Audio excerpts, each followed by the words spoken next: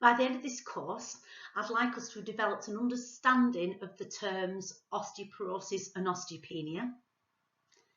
I would like us to have an awareness of the signs and symptoms that somebody might display coming to your classes that they could have osteoporosis.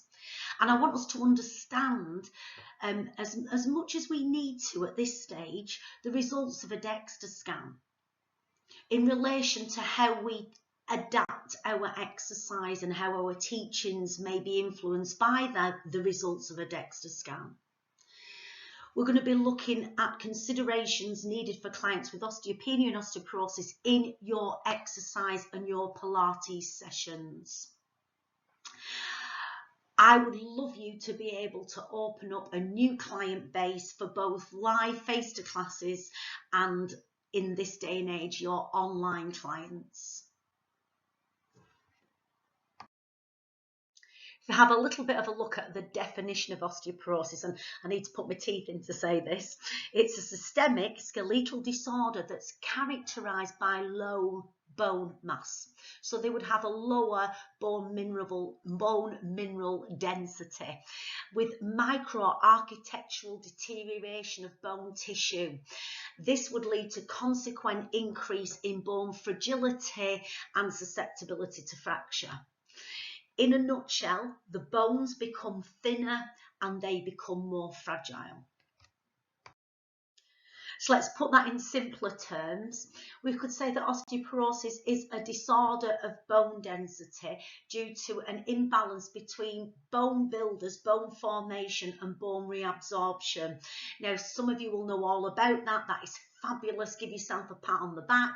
And those of you who don't, we are going to talk about the difference between bone formation and bone reabsorption and how that will change as we age.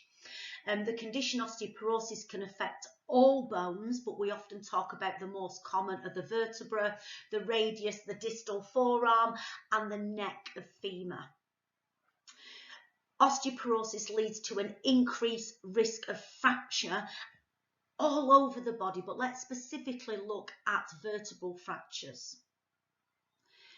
This occurs and it's known as a compression fracture, or we will talk an awful lot about it during the course as a wedge fracture.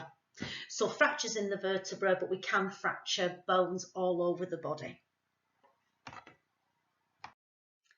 We're going to have a quick flick over the relevant facts for us, but then we'll more specifically look at how those relevant facts can affect us and the demographics of people who come into our sessions.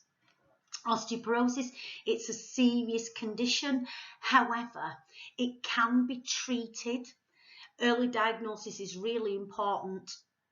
We'll talk a little bit about diet. We'll talk a tiny little bit about medication that will go into more detail in stage 2.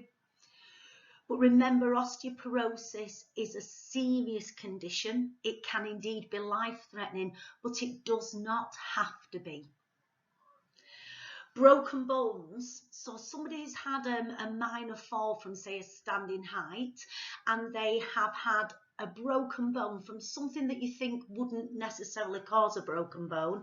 If I can share with you, a relative of mine, we were having a family party and it was quite late on and several sherries had been drunk, and said member of family went over on her ankle. In Rochdale we call that cruckled, but I believe that that's not a sort of a world known name. So she went over on her ankle, and in the morning we discovered that she'd actually fractured her ankle. Now, she literally did just go over. She didn't fall. It wasn't from a height. She wasn't pushed with force. She didn't even hit the ground. She just went over on her ankle. And I can remember at the time suggesting that she should check out she's not got osteoporosis. And hey ho, she has. Yes, big smoker. Doesn't do a great deal of weight bearing exercise. So that could be a sign that somebody might present to you, that you might say, I think you need to go and chat to your doctor and maybe get a DEXA scan. Once somebody has had a fragility factor, they're 86% more likely to have a further fracture. Interestingly, that only 1/3 of vertebral fractures come to clinical attention. So the figures and the facts that we're going to talk about throughout this course are only really what people have reported. So maybe there's more than we actually know about. So they reckon that only 1/3 of vertebral fractures come to any sort of medical attention. Now, as Pilates teachers, we're not able to diagnose, that's not what we're here for, but we may spot a sign or a symptom, and we may then refer on to healthcare professionals. The biggest thing is to avoid fear. And I always talk to people if I suspect they've got osteoporosis and say, you know, really it doesn't mean to be, need to be in this day and age a serious condition. With your healthcare providers and what you do with me, we can maybe help you. So it's really important that we don't get people frightened. Okay, moving on. So whilst all the background to osteoporosis and why we want to prevent it is a bit scary, it's really not all doom and gloom, and this is where we come in. That prevention of osteoporosis and indeed improvements in bone density, you can improve your bone density if you have osteopenia or osteoporosis. You can do so by good diet, by correct exercise.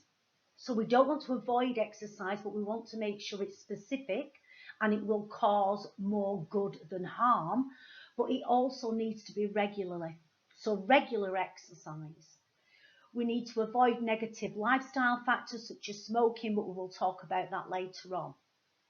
It may be that certain individuals have got to go on to nutritional supplementation or medication to help build their bones. We will talk about that briefly, but the medication and the nutritional side of it, we will go into much more depth in stage 2. So if you're taking notes, or maybe you've printed out the PowerPoints, whatever your method of learning is, if it's anything like mine, if I don't write it down, it doesn't get done. Could you do me a big favour? Have a think about the current Pilates classes that you're teaching, and what are your favourite exercises? Don't go for a safe exercise. What are your favourite exercises? I want you to write down 3 different exercises just that come into your mind, stuff that you love teaching. You might even be thinking, I love this exercise, and with this exercise, I don't know how to adapt it for somebody with osteoporosis. So give yourself, write down 3 exercises, and I promise you later on in the course when we've finished, we will come back to those 3 exercises and see if you would know whether they A, were suitable or not, what benefit they would have in terms of bone loading, and whether you would need to adapt them in any way, shape or form for a client with osteoporosis. So would you write down your 3 chosen exercises, and we're going to see you in the next part.